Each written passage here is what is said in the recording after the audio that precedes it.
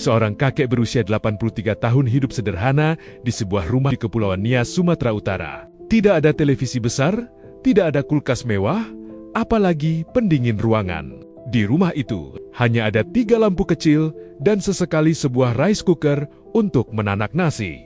Mereka hidup sangat hemat, bahkan mungkin terlalu hemat. Namun, justru karena itulah masalah besar datang. Meteran listrik mereka dicabut, alasannya karena listrik mereka dianggap terlalu lama habis. Kisah ini pertama kali mencuat setelah seorang pengguna Facebook bernama Tanti membagikan pengalaman yang ia saksikan langsung. Awalnya, ia hanya pulang ke kampung halaman mertuanya di Nias. Namun, perjalanan itu berubah menjadi momen yang menyayat hati. Ia melihat langsung bagaimana sebuah rumah sederhana milik pasangan lansia tiba-tiba kehilangan meteran listriknya. Bagi pasangan lansia itu, listrik bukan sekadar fasilitas. Itu adalah satu-satunya cara agar rumah mereka tetap terang saat malam datang. Yang membuat banyak orang heran adalah alasan di balik pencabutan itu. Menurut cerita yang dibagikan Tanti, kehidupan pasangan lansia ini sangat sederhana. Mereka hanya menyalakan 3 lampu berdaya rendah. Sesekali menggunakan rice cooker untuk memasak nasi. Tidak lebih dari itu.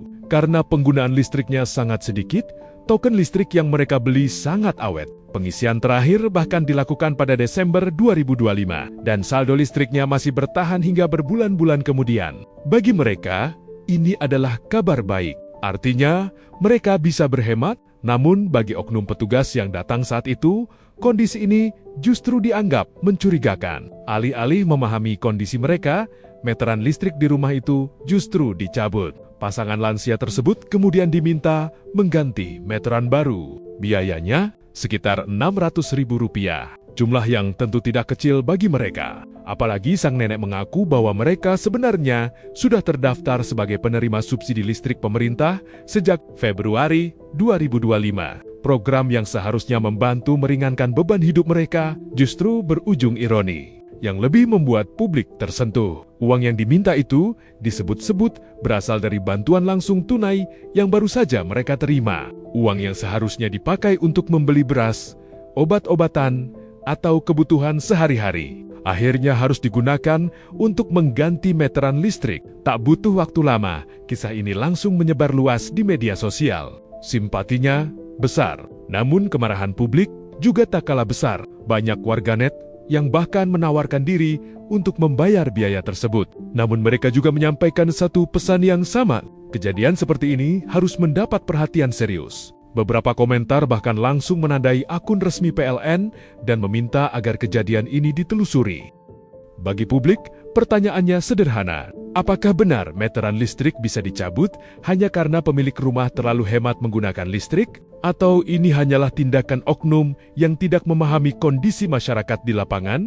Kini perhatian publik tertuju pada klarifikasi dari pihak terkait. Kasus ini bukan sekadar soal meteran listrik. Ini tentang bagaimana pelayanan publik seharusnya hadir dengan empati, terutama bagi masyarakat kecil dan para lansia yang hidup dalam keterbatasan. Di usia 83 tahun, kakek itu mungkin tidak memahami apa yang disebut viral di media sosial. Ia mungkin tidak tahu bahwa kisahnya kini dibicarakan banyak orang. Yang ia tahu hanyalah satu hal sederhana. Di masa tuanya, ia hanya ingin rumahnya tetap terang. Dan cahaya kecil dari 3 lampu di rumahnya sebenarnya sudah cukup bagi mereka untuk menjalani hari. Sekarang pertanyaannya tinggal satu. Akankah kisah ini berakhir dengan keadilan? Atau justru tenggelam begitu saja di tengah ramainya berita di internet? Karena bagi pasangan lansia di Nias itu, cahaya bukan sekadar listrik. Cahaya adalah harapan.